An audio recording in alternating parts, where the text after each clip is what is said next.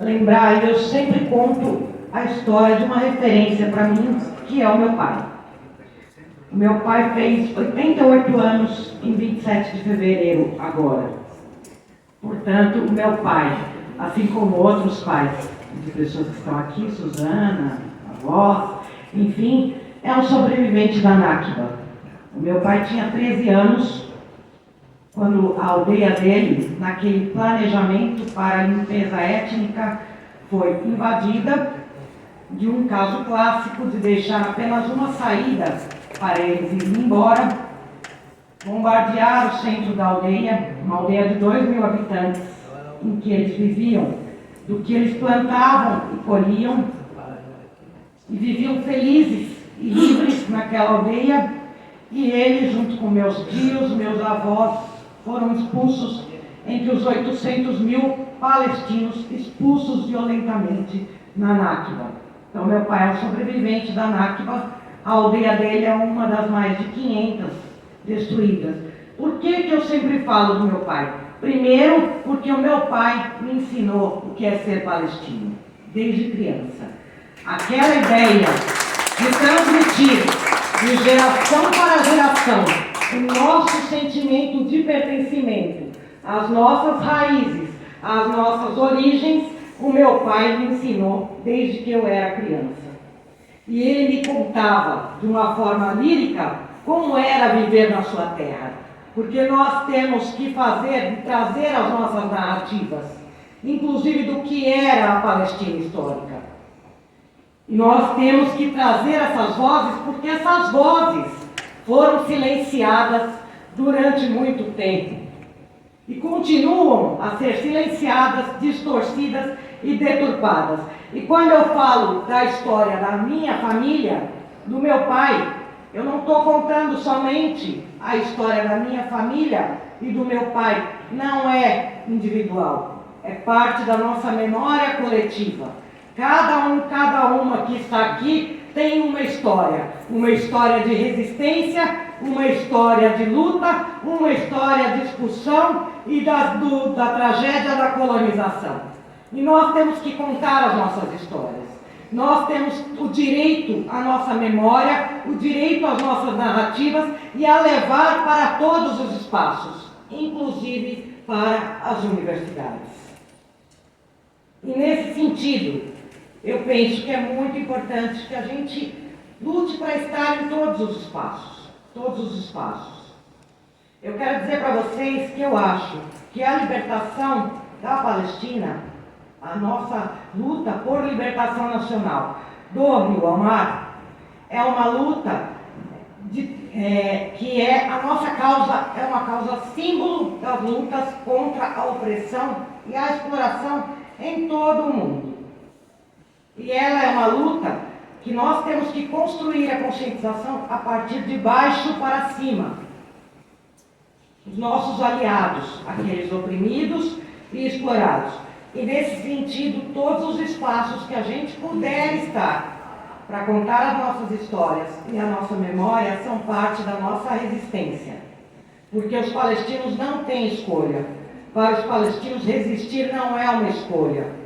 Os palestinos e palestinas, em qualquer parte do mundo, que tem essa ideia da resistência no coração e essa ligação a partir de um cordão umbilical que nos conecta a todos e todas com a nossa terra-mãe, não tem escolha senão resistir, porque resistir é existir. Quando nós transmitimos as nossas memórias, as memórias dos nossos pais, dos nossos avós, e não deixamos que sejam esquecidas, nós estamos mantendo viva a nossa identidade, a nossa causa, a nossa Palestina. E aí, nesse sentido é que eu queria entrar. Nós temos que lutar para estar em todos os espaços. Existem alguns centros de estudos árabes em universidades, e o que a gente conseguir estar lá é muito importante. E mesmo nesses espaços tem resistência à nossa voz, aos nossos historiadores. Parece que começou toda a nossa história a partir dos novos historiadores israelenses nos anos 80, que são importantes, importantes. Mas não, muito antes disso, e o próprio Ilan Pappe diz isso, tinha o Walid Khalid, e tinha vários outros que já diziam que era colonização, que era limpeza étnica, que era apartheid. E essas vozes são silenciadas, porque as universidades são muito eurocêntricas. E nós temos que trazer essas vozes. Eu penso que é importante trazer que existem historiadores e historiadoras árabes, palestinos, sem desvalorizar ninguém. Toda a voz que chega para somar tem que ser valorizada. Mas as nossas narrativas, se vocês perceberem, elas partem do colonizado. Elas partem do colonizado. Inclusive os relatórios da Anistia Internacional, Human Rights Watch e a Organização de Direitos Humanos israelense B'Tselem, que reconhecem felizmente que é um regime de apartheid, existem, e eu li muitos textos dos palestinos, eles falam que é muito importante, mas eles não trazem que isso é intrínseco à colonização, a um projeto colonial sionista. O regime de apartheid é resultado dessa colonização, dessa nakba contínua. E como a Muna falou, que começa antes, é um processo.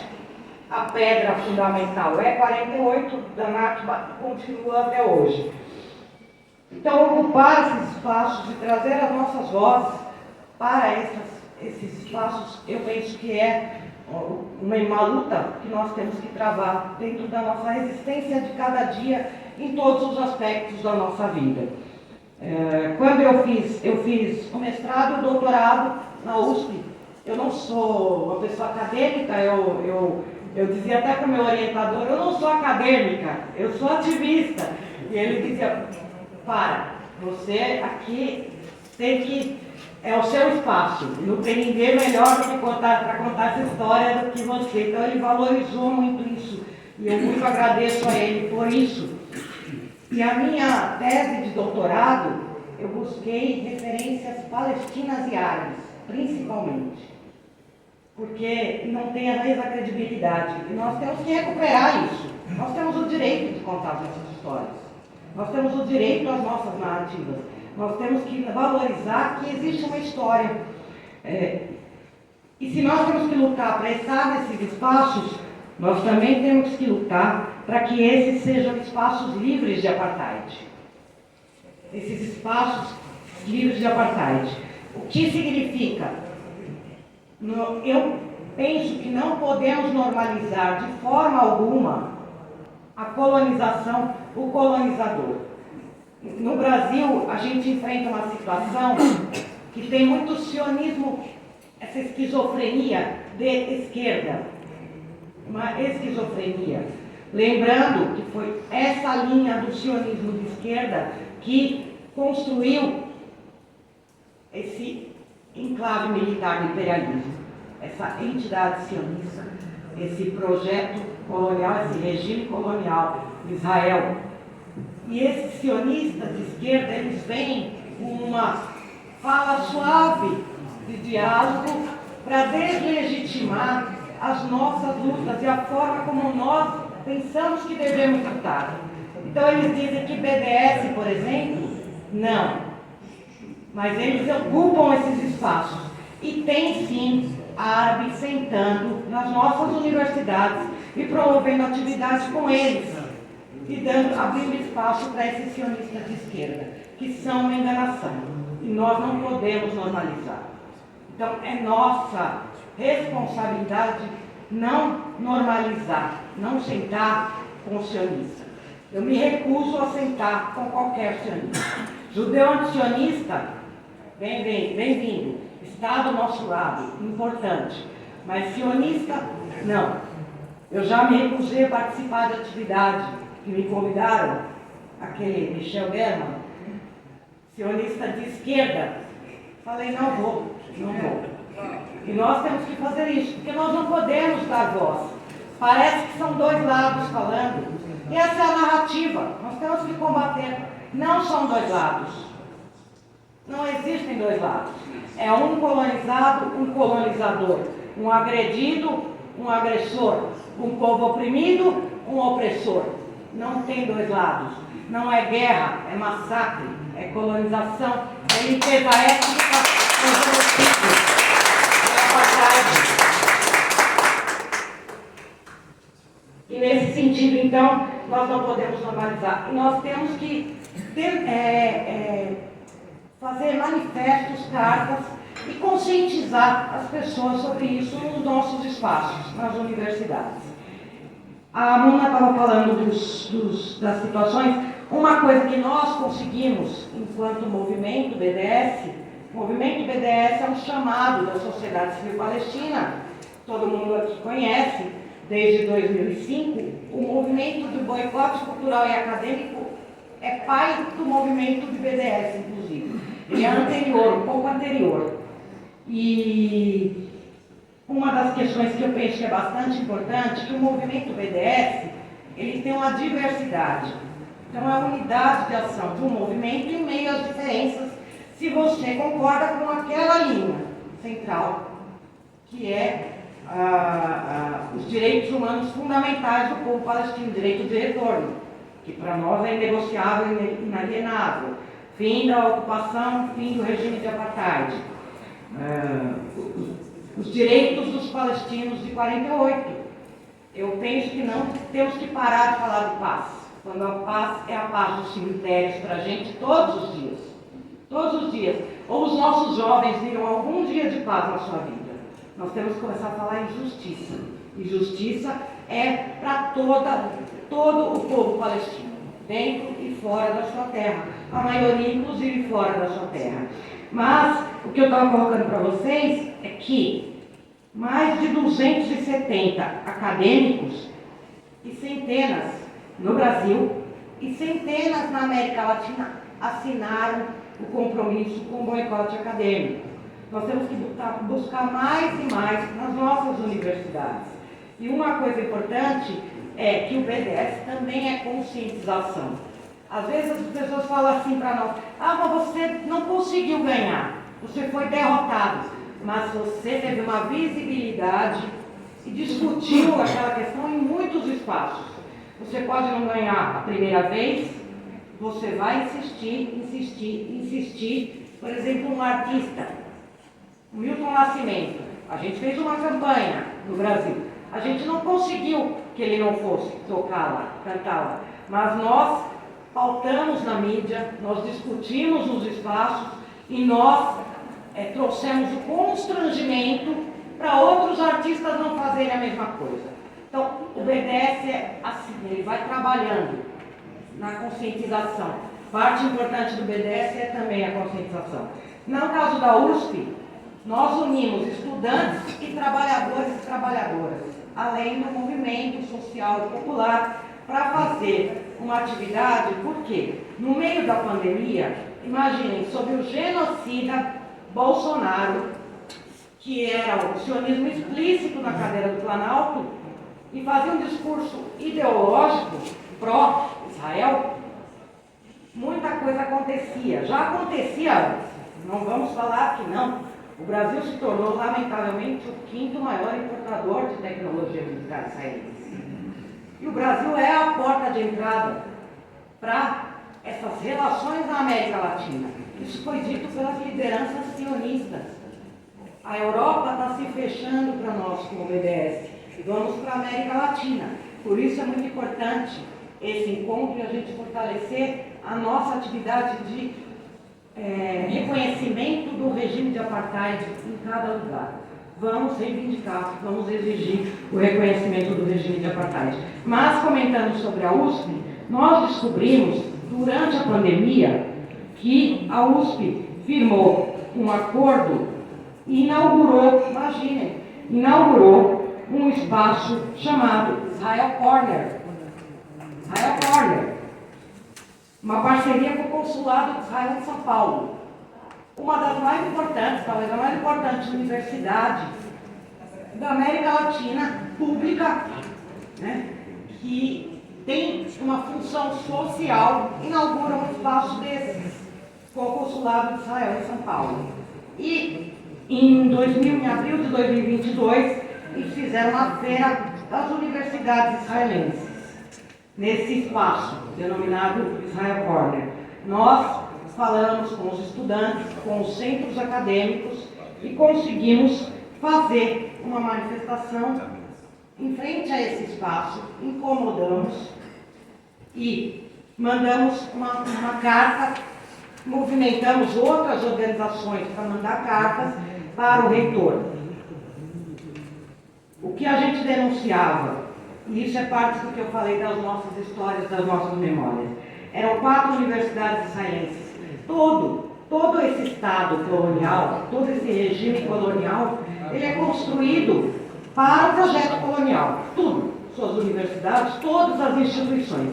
Nas universidades é que saem as pesquisas de desenvolvimento militar, ideológico, para a continuidade da colonização do apartheid. Nós explicamos isso. A universidade, essas universidades, os campos, são construídos sobre as aldeias, as nossas aldeias destruídas em 48. A gente tem nessas universidades, por exemplo, que tem convênio com a USP, a Universidade de Tel Aviv, que desenvolve a tecnologia militar e depois apresenta como testado em campo. O campo nós sabemos que são os nossos corpos, todos os dias. Desenvolve doutrinas implantadas nos massacres em Gaza, que são a Universidade de Tel Aviv, e outras universidades que estavam nessa feira. Então, o que nós fizemos, nós constrangemos, nós continuamos. O que nós precisamos, penso eu, é levar mais e mais conscientização para dentro de todos os espaços, lutar por espaços livres de apartheid. Nós estamos agora na semana contra o apartheid israelense na América Latina, até 27 de março. E essa mesa acontece justamente como dentro dessa semana contra o apartheid israelense, no mês do Dia da Terra. E o que eu sugiro, o que eu proponho, que em cada país a gente busque saber se as universidades têm convênio com alguma universidade de Israel, algum convênio com Israel, tentar e se aproximar dos estudantes, dos trabalhadores e trabalhadoras, formar pequenos comitês dentro das universidades e lutar para pôr abaixo esses convênios nas universidades. Tem universidades na Europa que não tem nenhum convênio com Israel. Tem universidades nos Estados Unidos que não tem nenhum convênio com Israel. Nós temos que fazer o mesmo aqui. Nós temos que exigir que as nossas universidades sejam espaços livres de apartheid. A outra questão que eu queria dizer para vocês é a questão do embargo militar. E ela está totalmente relacionada com não ter relações com universidades israelenses no Brasil. O embargo militar é uma luta muito importante, muito importante. É desenvolvido dentro das universidades essas tecnologias militares, essas armas criminosas que matam a gente todos os dias, que transformam os palestinos, as palestinas em cobaias todos os dias das nossas vidas.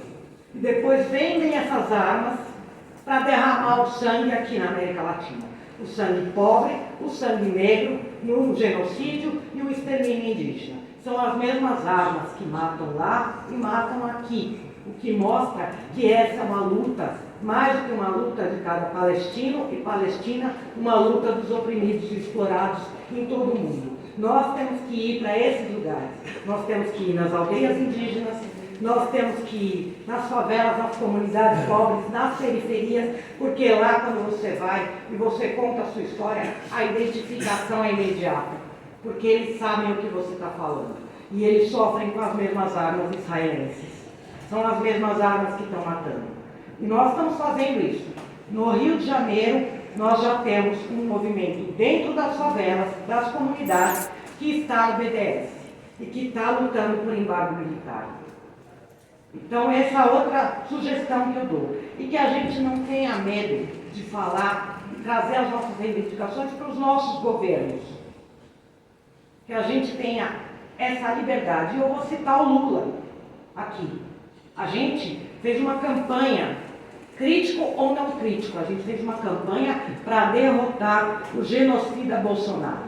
Era muito importante para a gente derrotar o Bolsonaro. Perdão?